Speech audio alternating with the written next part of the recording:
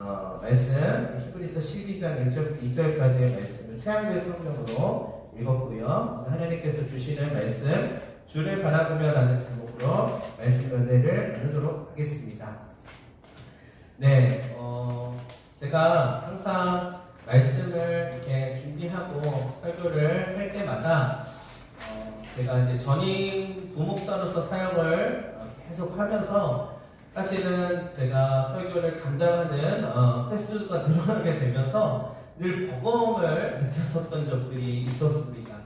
특히 예전에 이제 조그마한 교회에서 전임 부목사로 사역을 할 때는 거의 담임 목사님과 맨투맨으로 해서 왔다 갔다 하면서 새벽 예배와 또 주중 예배들을 같이 감당을 했었던 적이 있는데, 그러다 보니 이제 제가 묵상하고 또 설교를 준비하는 것에 있어서 약간 이렇게 어떤 것들을 하나님께서 주시는 말씀일까를 귀 기울여야 되겠다라고 하는 생각을 24시간 동안 하게 됐던 것 같아요. 근데 그 중에서도 가장 좋은 좀 예화나 좀 인사이트를 좀 통찰을 주는 것 중에 하나가 뭐냐면 바로 드라마예요.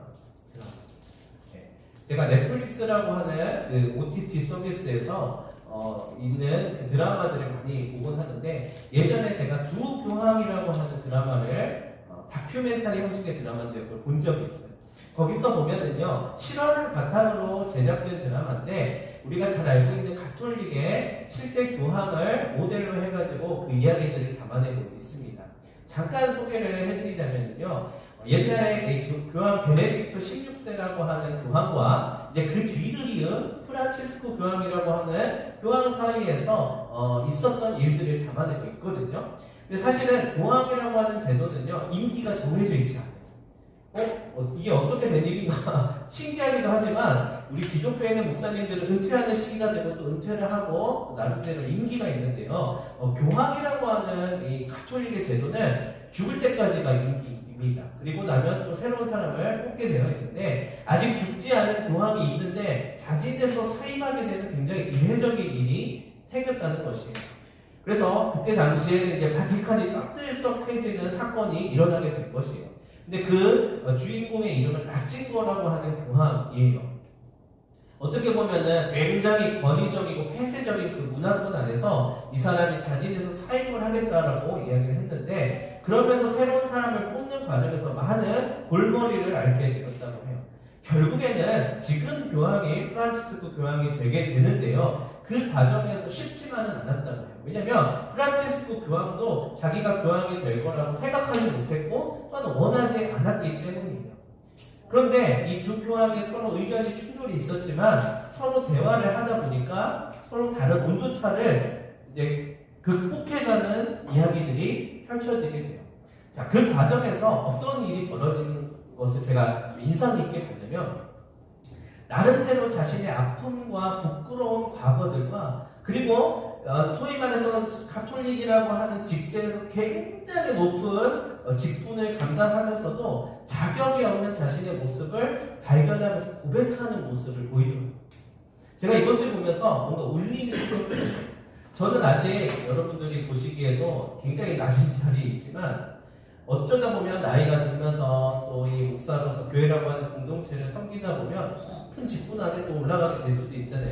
그때 당시에는 자신을 칭찬해주고 좋아해주는 사람들이 더 많아지는 만큼 객관적으로 나를 돌아보는 것이 쉽지 않을 거예요. 근데 이게 하나님 앞에 설 때는 벌거벗은 모습으로 부끄러운 모습 그대로 나아가서 하나님 앞에 엎드리고 또 그 주시는 은혜들로 살아갈 수밖에 없어야 할 텐데, 근데 그 작업을 해내는 것이 꼭 쉬운 일이 아니라는 것을 제가 많이들 보게 돼요.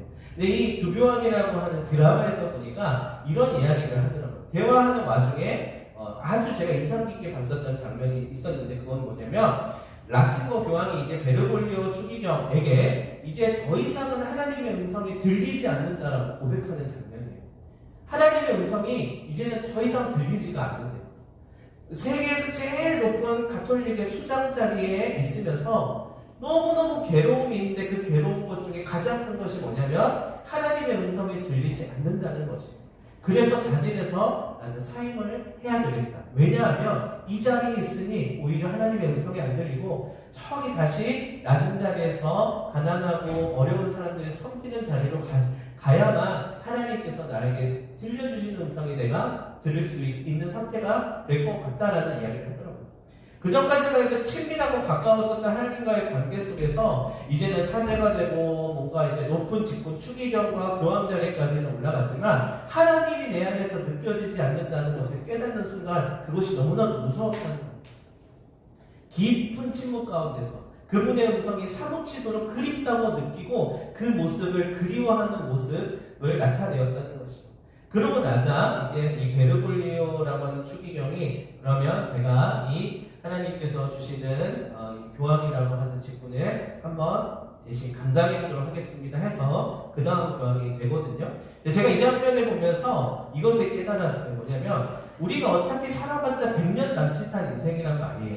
그리고 특히 저와 같은 목사의 직분을 가진 사람은 어느 순간에 나이가 돼서 목사가 되고 거듭 많으면 20년 정도를 그 이상을 목회를 하고 그만두겠지만 나는 어떠한 목회를 하고 또 어떠한 이 성도로서 삶을 살아갈까 했을 때 하나님의 음성을 듣는 삶이 너무나도 귀하다는 것을 알게 됐어요. 왜냐하면 내 뜻과 같지 않은 인생인데 내 뜻과 같지 않은 성도들을 만나고 내 뜻과 같지 않은 순간순간을 살아가야 할 텐데 그때만 어떤 지도를 받아야 하지 했을 때는 그리스도의 음성을 들으면서 따라가고 싶다라는 생각이 들었어요. 특히나 저와 같은 목사인 사람들은 그래야만 더욱더 하나님이 보시기에 기쁨이 될 거라는 생각을 했는데 내 힘으로는 그것이 너무나도 어렵다는 것이. 그렇다면 내가 어떻게 하나님의 음성을 들을 수 있을까 했더니 이 드라마에서와 같이 높은 자리에 올라갈수록 그 모습이 어렵다라면 하나님께서 맡겨주신 그 사명 안에서 그 낮은 자리에서 하나님의 영광을 위해서 사역을 했을 때에 하나님께서 나를 선하게 인도하시고 또한 하나님의 음성을 더 짙게 들려주시지 않을까라는 생각을 하게 되었습니다.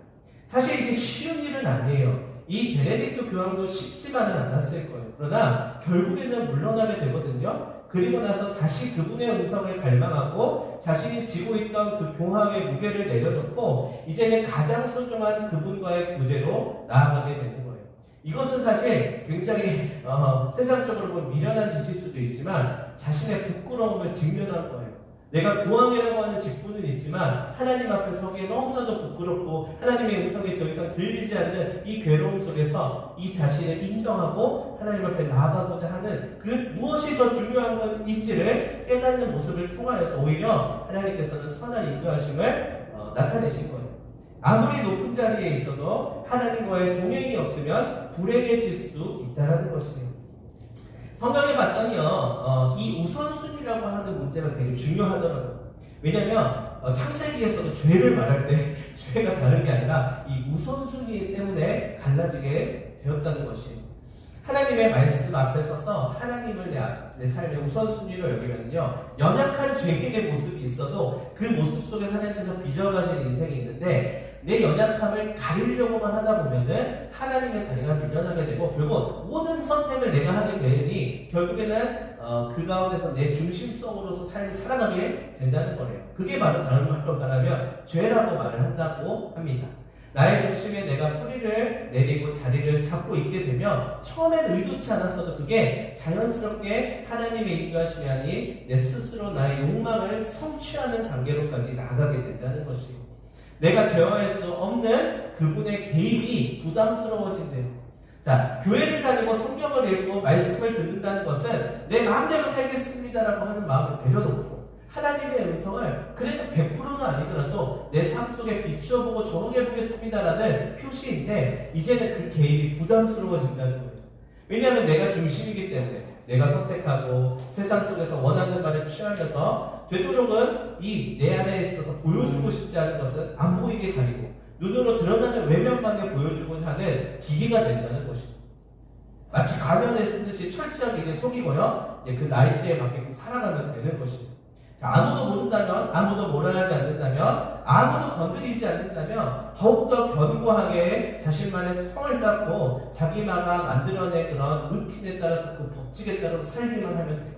근데 이거 보세요. 하나님 앞에 섰더니 나의 모습을 감추고 싶어도 감추어지지 않는 것이에요. 자, 그럴 때는 방법이 있어요. 뭐냐면 살아있는 성령 하나님의 만지심에 내 몸을 맡기는 거예요. 그러면 하나님께서 나의 죄를 가려주시고 다시금 새롭게 하시는 그 관여하심 속에 들어갈 수 있게 되는 것입니다. 자, 오늘 본문에 보면 이렇게 이야기합니다. 믿음의 주여 온전케 하시니 예수를 바라보자. 개역개정 성경에 아주 간단하게 나와 있는 말씀인데 오늘 새학년 성경에서 조금 더 풀어서 있는 말씀 구절이었어요. 근데 어떻게 보면 임팩트 있죠. 믿음의 주여 또한 온전케 하시느니 예수를 바라보자. 근데 정말 많은 생각을 해야 돼요. 예수를 어떻게 바라보라는 거야 도대체. 망원경 쓰고 바라보라는 거야? 뭐 아니면 뭐 현미경으로 바라보라는 거야? 근데 결론은 그거예요. 예수를 바라보면 그분이 일하신다라는 말을 하고자 하는 거예요. 그러니까 내가 해야 할 것은 내 믿음의 주인이시, 내 삶의 주인이시 주님을 인정하는 것. 그분을 우선순위로 여기고 그 다음 그 말씀 안에 나를 맡기는 것이에요. 온전하게 하신대요. 이 말씀에 따라갔더니 손해보고 내 생각과 다른 것을 그 지점을 만났을 때 온전하게 하실 것을 믿고 주님을 바라봐야 된다는 거예요. 스스로 내가 컨트롤 타워가 돼서 이것저것 맞춰서 계산기 때려가지고 자기 편안으로 세팅하는 것을 내려놓는 말이에요. 그러면 변명하고 이유를 만들고 무슨 척하는 모습이 아니라 그냥 배째는 어떻게 보면 배째는 하나님 잘 몰라요. 하나님 제가 이런 사람이에요. 그런데요 하나님께 내 주거리를 드릴게요. 저 좀 도와주세요 하면 하나님께서 나를 뭉개뜨리고 노예처럼 만들어서 이끌어가는 게 아니라 나를 오히려 세워주셔서 하나님의 길로 인도해 가셔서 비로소 하나님의 뜻에 합당하면서 나도 뭉개지는 상태에서 그냥 노예로서 살아가는 모습이 아니라 주인된 삶, 내 삶에 있어서 하나님을 주인으로 모시면서 나 또한 그 주인으로서 주체적으로서의 삶을 누릴 수 있게 된다는 거예요. 자, 그런데 이 말씀을 제가 묵상하면서 저도 지키기 어렵지만 제가 가장 취약한 부분이지만 하나님께서 저를 때리는 말씀이 있었어요. 뭐냐면 예수를 바라보자라고 하는 것이 내 삶에 어떻게 적용할 수 있는가인데 바로 그것은 염려와 걱정을 내려놓으라는 거예요. 여러분, 개천교회 목사가 염려와 걱정을 내려놔야 믿음이 좋은 목사겠지만 그거 없는 목사는요 없을 거예요. 비현실적이죠. 저는 지금도 염려와 걱정이고요. 하루 24시간 중에 한 10분 제외하고는 거의 염려와 걱정을 늘 달고 살게 됩니다. 살아가는 우리 가족들을 바라볼 때도 그렇고 뭐 내게 맡겨진 사역을 감당할 때도 그렇고 밥 먹을 때도 그렇고 늘 염려와 걱정이 따라다녀요. 근데 말씀에서는 이렇게 말하는 거예요. 믿음의 결단으로 주님을 바라보면서 염려와 걱정을 하나님께 맡기리. 이거 진짜 쉽지 않은 일이에요. 그런데 조금 더 자세히 묵상해봤더니 이게 습관이라고 하는 걸 알게 됐어요. 그러니까 내가 염려와 걱정을 하려고 하는 습관을 선택하면 그 습관대로 계속 살아가는데 믿음의 결단과 주님을 바라보는 습관을 가지게 되면 또 그 습관으로 살아가게 된다는 거예요. 군대에서요, 남자들은 내가 살아왔던 삶의 궤적이 있는데 새로운 정말 삶의 궤적을 해서 만들어지는 모습으로 군대에서 살아가요. 그럼 나라고 하는 사람이 변한 건 아니지만 새로운 습관으로서 그렇게 나를 다시금 거듭나게끔 새로운 모습으로 만들어가게끔 되는데 예수를 바라보라고 하는 것도요, 나 자신을 부정하고 지워버리라는 말이 아니라 너의 살아가는 방식을 바꾸라는 말처럼 느껴집니다. 우리가 어떠한 선택을 하느냐에 따라서 그에 따른 결과가 나타난다면 그 모든 것들이 이제 꼭 반복이 된다는 거예요. 학습된 대로 똑같은 방법을 취하면 똑같은 결과가 나타나는 건데 염려와 걱정을 하는 습관을 하면 똑같은 아웃풋이 나오게 되는 것이고요. 주님을 바라보는 결단을 하게 되면 그것에 따른 방법을 취하게 되면 100% 내가 그것에 대한 확신도 없어. 내가 그렇게 될 거라는 믿음의 확신이 좋은 결과물로 나올 거라고 하는 믿음의 뭔가 나타나는 보장도 없어요. 근데 그 습관을 취하게 되면 반드시 그거에 따른 결과물이 또한 나타나게 된다는 거예요. 근데 하나님은 우리에게 약속하고 계십니다. 어떤 방법에 익숙해지고 어떻게 단련되고 어떻게 밀고 나아가야 되는지 말씀해 주고 계세요. 바로 예수 안에서 살아가는 법, 예수를 바라보라 라고 말씀하시면서 그것을 루틴화하라고 말씀하시는 거예요. 한마디로 말하면 습관화하는 거예요.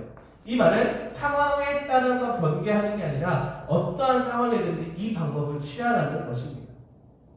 자, 이 문제가 제가 이제 사실은 개척교회에 있으면서 더 많이 훈련되는, 목회자를 훈련시키는 하나님의 훈련장이라는 생각이 드는데요. 기존교회에 있는 사람들이 사실 더 어려워하는 것 같아요. 왜냐하면 보이는 사람도 더 많고 보이는 조직과 시스템이 더 많기 때문에 이 순수한 신앙을 가지고 예수를 바라보면서 신앙생활을 하는 것이 사실 조금 더 어려운 것 같아요. 근데 이게 굉장히 중요합니다. 이게 만약에 안 되면은요, 예수를 아무리 믿어도요, 변화가 생기지 않고 믿음의 일들이 일어나지 않는다는 거예요. 교회는 다니고 예배는 드리지만 삶을 통하여서 내가 살아계신 하나님을 경험해야 되는데 경험할 수가 없고 주님의 음성이 들리지 않는다는 것입니다. 그런데 이를 경험한 사람들 또는 앞으로도 경험하고자 하는 사람들은요, 하나님 앞에 나아갔을 때 하나님께서 방법을 또 알려주셔요. 그 중에 하나가 여러 가지 방법들이 있지만 저는 제가 추천해드리고 싶은 것은 기록을 하는 것이에요. 이 기록을 하는 습관을 들이는 것이 내게 있어서 큰 유익을 준다는 것인데요. 여러분들에게 있어서 추천을 드리지만 또 여러분들에게 맞는 것들을 잘 찾으셔서 그 은혜의 흔적들을 남겨 가시면 좋겠습니다. 자, 오늘 분명히 말씀에서 예수를 바라보라고 이야기하고 있습니다. 그렇다면 예수는 어떠하셨는가? 제가 예수를 바라보자라고 말은 했지만 예수님은 어떻게 했는지를 알아야지 바라보는지 말든지 할 거 아닙니까? 라는 생각이 들어서 좀 찾아봤어요. 복음서에 있는 말씀인데요. 복음서에 봤더니 예수님이 이런 모습을 취하시더라고요. 예수님은 십자가의 사명을 이루시기 전에 마지막으로 제자들에게 가르침을 전하시고 그 다음에 기도를 마치신 후에 기드론 시내가 건너편에 있는 동산으로 향하셨대요. 자, 그 시간에 누가 나타나냐면 가룟 유다가 나타나요. 군대와 대제사장들과 바리새인들에게서 얻은 아랫사람들을 데리고요, 그 장소로 가고 있었대요. 자, 유다는 예수님께서 어디에 계시는지 알 수 있었어요. 그리고 나서 예수님과 제자들과 그리고 유다와 로마 군병들이 맞닥뜨리게 됐대요. 자, 위기의 순간이죠. 우리도 위기의 순간이 있듯이 예수님도 있었어요. 가룟 유다와 같이 왔던 힘이 센 군병들이 예수님을 붙잡고 이제 예수님을 끌려가게 되었습니다. 예수님이 이 상황에서 어떻게 하셨을까? 제자들은 당황하다 못해서 공격적으로 막 제지해보려고도 했대요. 그래서 베드로라고 하는 제자는 칼을 내밀어서 자기가 할 수 있는 무력을 통해서 군인의 귀를 잘라버리기까지 했대요. 완전 대혼란의 상황이죠. 자, 그때 예수님은 야, 귀 가지고 되겠냐? 야, 차라리 목을 잘라라. 이렇게 했으면 또 확실하게 뭔가 제압이 됐을 텐데 예수님께서 말씀하십니다. 뭐라고 말하냐면 칼을 칼집에 꽂으라. 아버지께서 주신 잔을 내가 마시지 아니하겠느냐. 저는 이 방법 못 취하겠는데 예수님 어쨌든 그랬다고 해요. 자, 이해할 수 없는 사건으로 인하여서 분노를 금치 못하는 베드로와 제자들에게 이렇게 설득을 하셨대요. 이 고난의 잔을 예수님께서 마셔야 된다라고 말씀하셨대요. 누가 봐도 배신자에 의해서 억울한 일이 벌어졌는데 오히려 예수님은 그들을 응징하는 것이 아니라 제자들을 설득하셨대요. 왜냐하면 여기서 이게 중요한 거구나. 예수님께서 하나님 아버지를 바라보셨기 때문입니다. 그러니까 예수님은 무조건 그냥 우리가 착하게 잘 이렇게 이해해주고 넘어가자 이게 아니라 하나님 아버지를 바라보셨다는 거예요. 예수님 자신도 하나님 아버지를 바라보면서 이게 끝이 아니야. 이게 끝이 아니라 하나님 아버지의 승리와 부활이 있어. 그리고 이 일을 이루어내야만 온 인류가 구원에 이룰 수 있어 라고 하는 그 하나님 아버지의 뜻을 바라보셨기 때문에 당장의 어려움을 극복해낼 수 있었던 겁니다. 당장 이 상황에서 취할 수 있는 인간적인 방법들이 있었겠지요. 그리고 제자들이 그렇게 행했던 것입니다. 그러나 예수님을 바라봤더니 예수님은 어떠하셨냐면 하나님의 구원의 계획을 신뢰하셨대요. 지금 당장의 고난과 억울한 일 너머에 있는 영광과 희망의 일을 바라보셨다는 것입니다. 그래서 이를 잘 알지 못하고 이해하지 못하는 제자들을 타이르고 설득하신 것이래요. 그리고 이제 직접 몸소 보여주면서 진정한 하나님의 계획을 이루시는 것을 볼 수 있습니다. 자, 저는 생각했어요. 예수님이 인내심이 많으실까? 착해 빠지셔서 순진무구하셔서 그랬을까? 아니에요. 다른 구절을 보면 화도 내시고 욕도 하셨대요. 독사의 자식들을 하면서 성전 청소를 하신 적도 있었어요. 상을 뒤엎으셨대요. 완전 성격 파탄자 아닙니까? 그런데요, 지금 이 상황에서 주님께서는 하나님의 뜻을 신뢰하며 오히려 자신을 내어주셨대요. 왜냐하면 진정한 승리가 무엇인지를 알고 계셨기 때문에. 근데 그 방법이 믿음의 주요 온전케 하시는 이 예수께서는 하나님 아버지를 바라보셨다는 것입니다. 신뢰하고 견디어내고 인내함으로써 하나님의 뜻을 드러내고자 하신 것입니다. 그러나 세상에서는 하나님을 믿으라고 하면 그 말을 넌센스라고 생각해요. 세상에 힘이 있기 때문에 교회에서는 오히려 연약한 사람들이 위로받기 위해서 다니는 것이다 라고 말할지도 모르겠습니다. 그러나 우리의 소망은 이 100년 남짓한 인생에서 그치는 것이 아니라 그 너머에 있는 영원한 생명 가운데 우리의 소망이 있다는 것을 우리는 알아볼 수 있으면 좋겠습니다. 말씀을 마무리하도록 하겠습니다. 세상은 오히려 생존을 위하여서 이기심도 부리고 경쟁하고 힘겨루기를 하면서 나름대로 자기 살 길을 손에 안 보려고 살아가는데 그리스도인들은 바보같이 예수쟁이 아니랄까봐 말씀 듣고 기도하면서 살아가는 삶을 살아갑니다. 여러분, 어떠한 삶을 살겠습니까 하면 바보가 아닌 이상 우리는 현실적으로 봤을 때 세상에 맞춰서 살기도 빠듯한 인생입니다. 네, 그렇습니다. 우리는 현실을 떠나서 살 수가 없어요. 산속에서 살 수 없고요. 저기 이상을 추구했다가 막 공산주의 사회에서도 살 수가 없습니다. 지극히 자본주의 사회에서 살아가면서 우리는 살아내야 되는 숙제를 가지고 있습니다. 그렇다고 어디 저기 산속이나 사막에서 돈 닦으면서 살 수도 없습니다. 세속적으로 돈만 밝히고 사기치고 등쳐먹으면서 살아야 됩니까? 근데 그것도 아니에요. 돈 닦으면서 살 수도 없지만 그렇다고 지극히 세상적으로 살아야 되는 것도 아닙니다.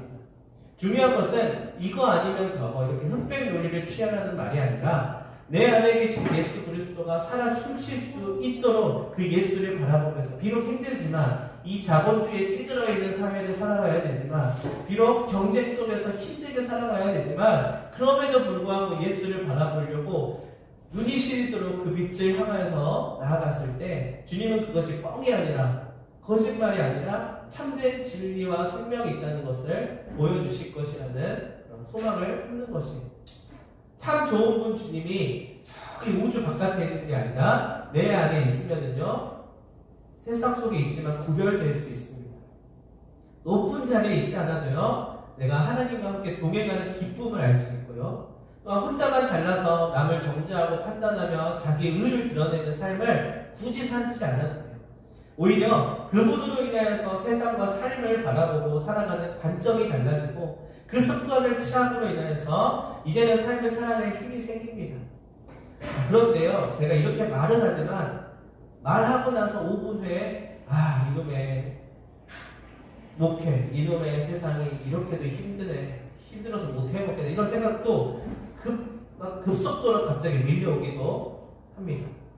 소망을 품자 얘기하지만 금방 또 소망이 무너질 때도 있어요. 그런데요 제가 한 가지 깨달은 게 있어요. 뭐냐면 제가 아이들을 키우면서 깨달은 거예요. 우리가 아이를 키울 때도 돈도 많이 들고 에너지도 많이 쓰이고 인생의 기회를 따지고 봤을 때 그런 비용도 많이 듭니다. 나에게 손해가 되는 요소가 얼마나 많이 있는지 몰라요. 그런데요 그게 다가 아니라는 것입니다. 물론 고생합니다. 그러나 그게 다가 아니에요. 아이를 통해서 훨씬 더 많은 것을 얻고요 알지 못했던 기쁨과 감사를 알게 되는 것입니다. 그 이유는 그 속에 사랑이 있기 때문입니다. 이게 소망인 것 같아요. 저는 주님을 믿는 일도요 우리에게 있어서 하나도 우리에게 유익을 주는 나에게 떨어지는 그런 열매들이 없다는 것을 잘 알고 있어요. 기독교만큼 이상이 어디 있어요? 예수 그리스도 믿는 것만큼 멍청한 짓이 어디 있습니까? 그러나 그 이상을 내가 추구하면서 그걸 펼쳐나가려는 것이 아니라 그분이 내게 사랑으로 다가오시기 때문에 비록 힘들고 고된 일이 있어도 그 사랑 안에서 내가 그 사랑을 품고 나누고 느끼면서 살아가는 것 그게 주님의 음성을 듣는 거 아니겠어요? 그 사랑으로 역사하시는 주님 안에 있으면 세상이 달라지고 나의 삶이 달라지는 그런 하나님의 일하심을 경험할 수 있는 거예요. 세상이 결코 알지 못하고 알려주지 않는 거예요. 우리 모두가 이 사실을 마음에 새기면서 오늘 더욱더 한 주간 더욱더 주님을 바라보게 되면 좋겠습니다. 또한 사랑으로 역사하시는 주님으로 인하여서 서로가 서로를 위하여서 섬기고 이해 관계에 의하여서 이용하는 것이 아니라 한 사람을 위해서 기도하고 품는 그러한 공동체가 되었으면 좋겠습니다. 저는 우리 교회가 100명이 되고 200명이 되고 300명이 될 거라고 전혀 기대하지 않고 생각하지 않습니다. 단 한 사람이라도 이 공동체 가운데 하나님의 사랑을 느낄 수 있다면 그걸로 하나님께서 주시는 내게 주신 사랑을 내가 섬김으로 인하여서 그것으로 내가 하나님께서 주신 사명을 감당한다고 생각합니다. 여러분 말은 이렇게 하지만 금방 또 제 마음에 어려운 마음 들지도 몰라요. 그렇지만 그럼에도 불구하고 하나님께서 주시는 은혜들을 돌아보면서 하나님 주신 사명 가운데 집중할 수 있게 되는 것이 저의 기도 제목입니다. 여러분도 그러한 마음으로 올 한 해를 하나님 안에 살아갈 수 있게 되시기를 바라고요. 그 안에 진정 사는 방법이 있고 소망이 있음을 발견하며 하나님 나라가 여기에 있음을 기억하는 우리 모두가 되었으면 좋겠습니다. 제가 잠깐 기도하도록 하겠습니다. 하나님 아버지, 우리가 주님을 바라보는 일이 가장 안전하고 확실하며 선하고 의로운 길임을 알게 하여 주시옵소서. 또한 늘 일상 가운데 느끼고 경험하고 또한 삶으로 증거할 수 있게 하여 주시옵소서. 우리를 사랑하사 우리를 보호하시고 주목하시는 주님이심을 다른 누구도 아닌 우리가 먼저 알고 누리고 이로 인하여서 감사하게 하여 주시옵소서. 예수님의 이름으로 기도합니다. 아멘.